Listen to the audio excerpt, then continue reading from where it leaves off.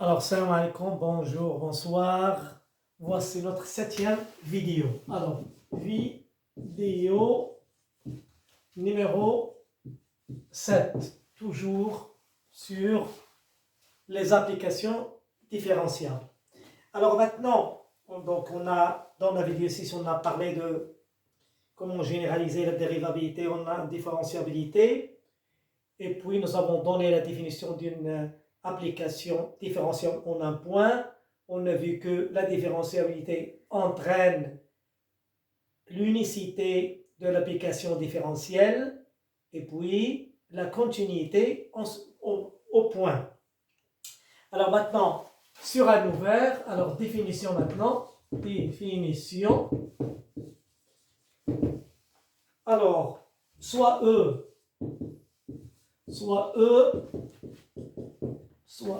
U, plutôt, excusez-moi, soit U, un ouvert de E. Bien sûr, E, espace vectoriel de Banach. Alors, on dit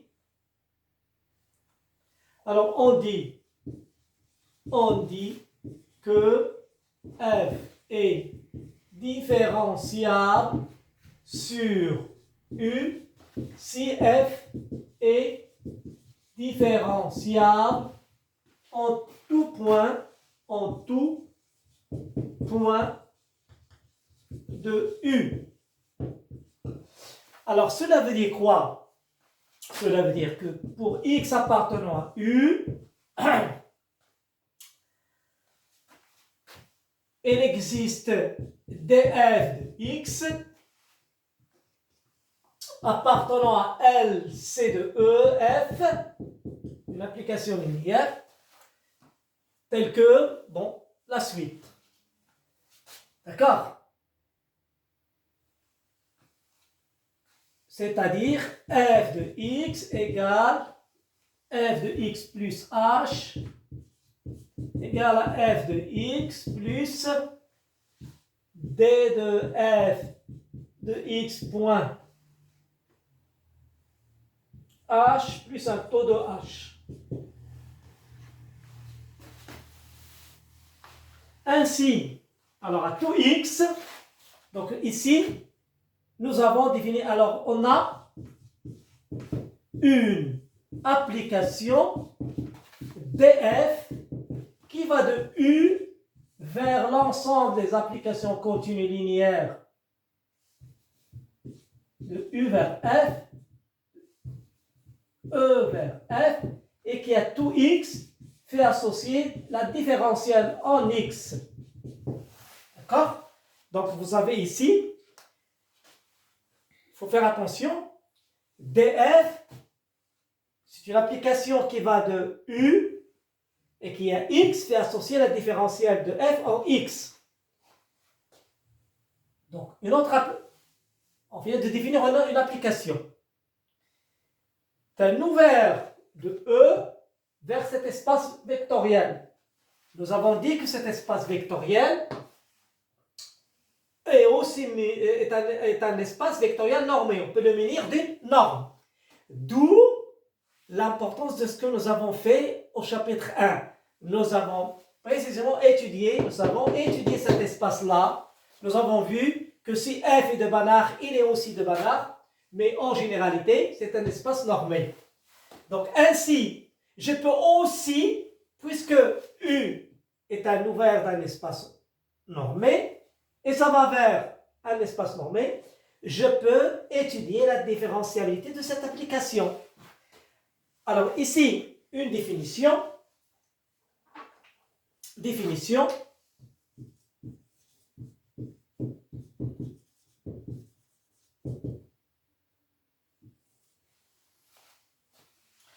Alors ici,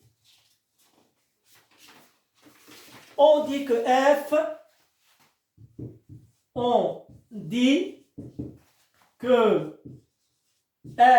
est de, alors excusez-moi, alors définition,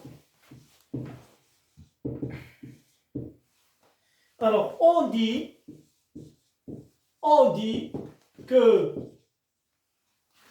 f est de classe C1 ou continuellement différenciable, on dit que f est de classe C1 si D de f en tant qu'application de U vers LC f qui a x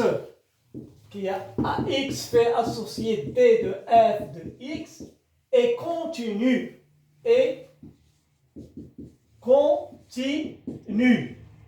si cette application-là est continue. On dit que f est de classe 1 ou continuellement différenciable. Alors ainsi, on peut aussi dire, alors ce point, on dit que f est deux fois différenciable sur U qui est toujours un ouvert de E, est différenciable sur U si df en tant qu'application de U vers L CEF est différenciable. Et puis, alors dans ce cas, on note la différentielle de D de F, et bien c'est tout simplement, on note D de F. D2 de F. Alors là, il faut faire attention. Celle-ci, c'est une application qui va de U vers les applications de E vers celui-là. Alors, les choses commencent à se compliquer lorsqu'on passe au degré 2.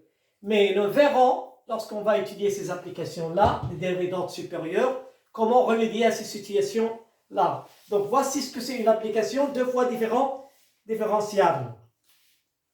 Alors maintenant, comment reconnaître qu'une application est différenciable?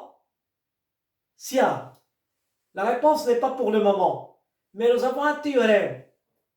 Sans lui, un théorème fondamental, sans lui, le calcul différentiable, je crois, n'existerait pas. Alors ce théorème, qu'est-ce qu'il dit? Alors théorème.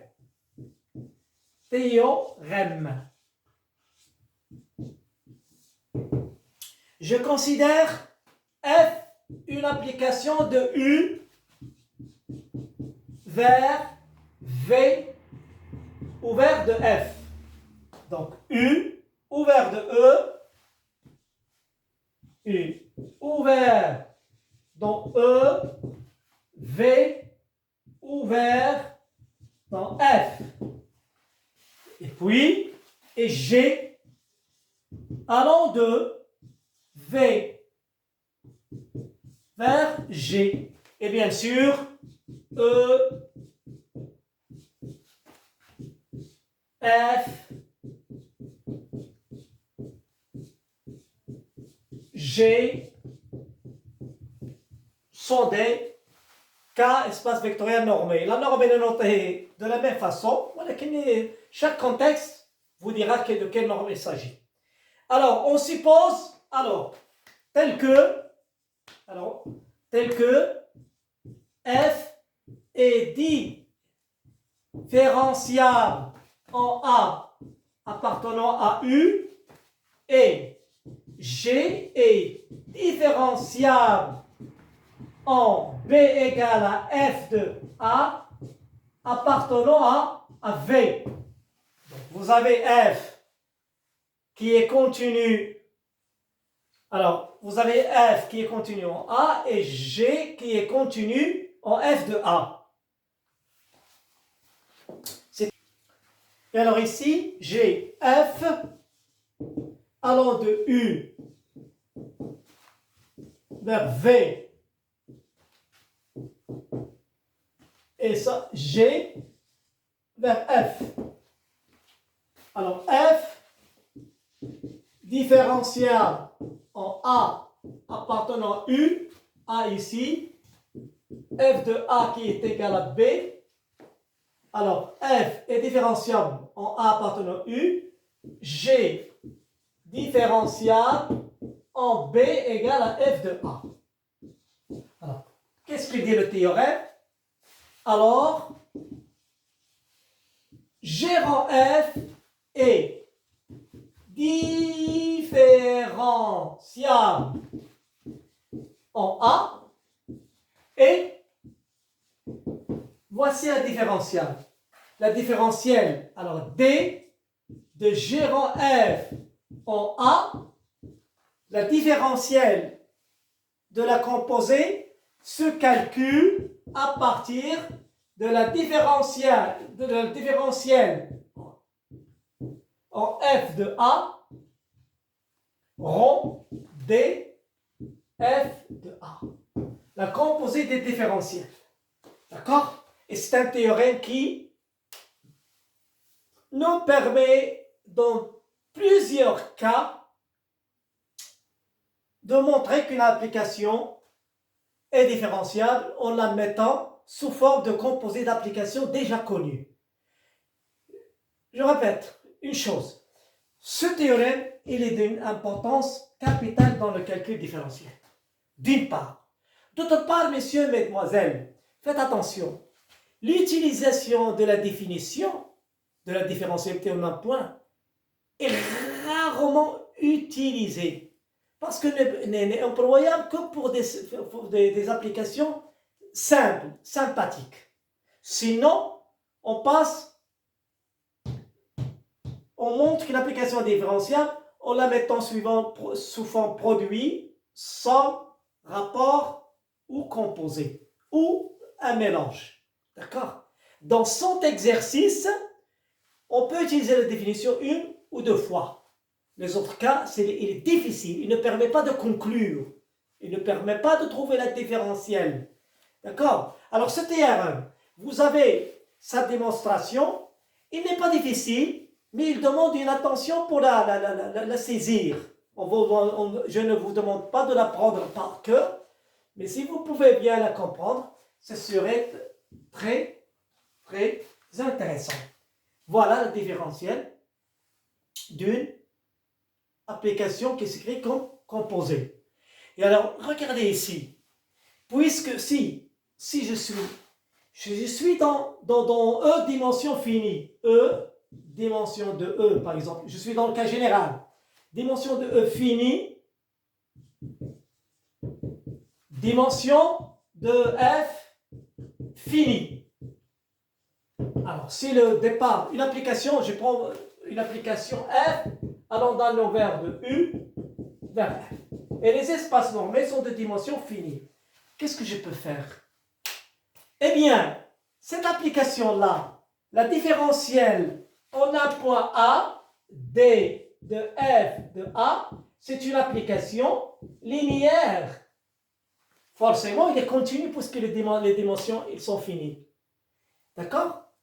Et puis, les applications linéaires, si vous vous souvenez du cours algèbre linéaire, eh bien, cette application linéaire, je peux, dans certains cas, la représenter par sa matrice.